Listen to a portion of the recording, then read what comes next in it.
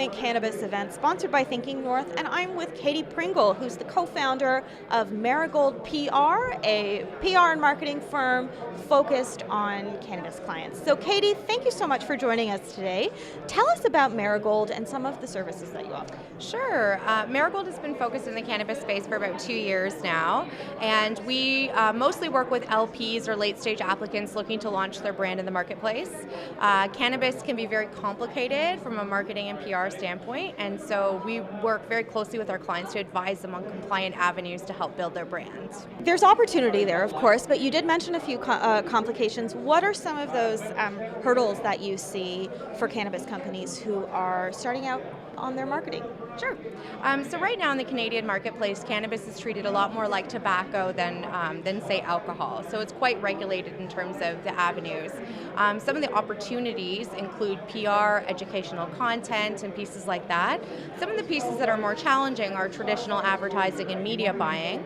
But as the industry moves forward, there's more and more opportunities coming to light. So we work with our clients to constantly bring forward all the opportunities that they can leverage in a compliant manner and in a responsible manner to build their brands.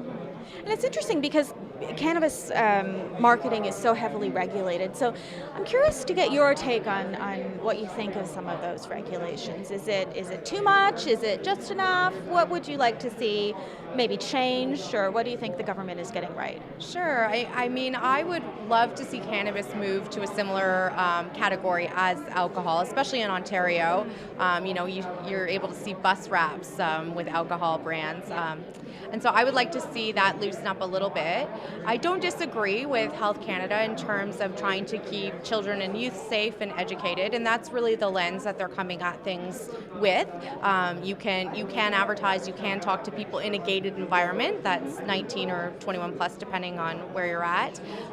But loosening up those regulations a little bit while still encouraging companies to be very responsible, I think there's definitely a balance that we can achieve there. Yeah, absolutely. What do you think that traditional advertising or marketing or public relations, how does that play into erasing the stigma around cannabis, especially now that we're in a legal market? Sure. As we watch what traditional media is doing, so we look at publications like Canadian Living or Shadow Lane, like staples in the industry, and we're watching those publications start to talk about cannabis and women or different sectors, and I think that's really where the industry is going, more specific, more niche, and more made something specifically for you or for someone different than you, but really honing and tailoring the offering so that we, just like every other category, we have options and we understand what's on the shelf. Katie, any sort of final thoughts that you'd like to leave with our viewers about either Marigold or the cannabis sector in general? Sure. I mean, it's one of the most exciting sectors I've ever worked in. I came from television in the past and worked on fun things, but this is really fast moving and exciting. And the number one thing we get asked all the time is how to get into the industry. And really, there are so many jobs and they're looking for interesting, intelligent people to apply their current skill set. So my big message is if you're interested in cannabis, there's lots of opportunity, and now is a very good time as Canadians to jump in. Thank you so much. Thanks so much.